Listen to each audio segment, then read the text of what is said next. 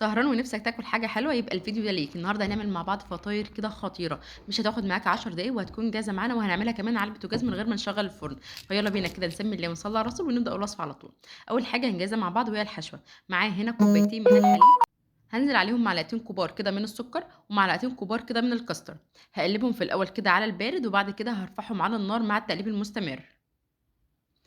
أول ما يبدأ بقى الكاستر كده يبدأ يتقل معانا ويبقى معانا بالقوام اللي هتشوفوه معايا دلوقتي ده، كده خلاص تمام.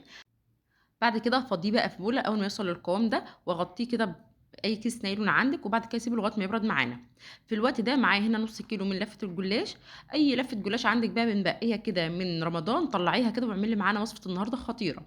ومعانا هنا بقى معلقتين كبار كده من السمنة، واجيب بقى كل 3 ورقات هادهن بين كل ورقة والتانية مسحة كده من السمنة، يبقى أنا هاستخدم في كل فطيرة 3 ورقات.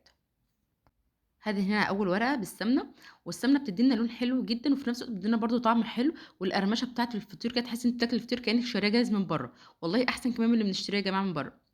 أنا هنا دي الورقة التانية والورقة التالتة، وبعد كده هاحط الحشوة بتاعتنا، هاحط الحشوة كده في النُص، وبعد كده أقفّل عليها كإنّها باقفّل ظرف بالضبط، تبقى معانا بالشكل ده.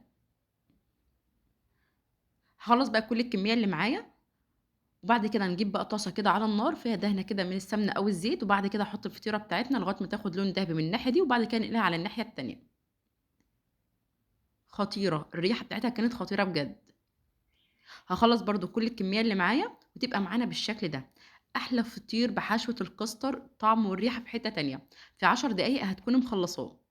هتاكلي بقى حلو كده سهل وسريع وأحلى مليون مرّة من بتشتريه من برّه. عايزة أقول لِك القرمشة بتاعته في حتّة تانية خالص، مقرمش جدًا وخفيف كده. هاسقيه بقى كده شوية من الحليب، وبعد كده هادّي له رشة كده من السكر البودرة، بتطريها معانا شوية وفي نفس الوقت بتدّي لها تطعيمة حلوة أوي.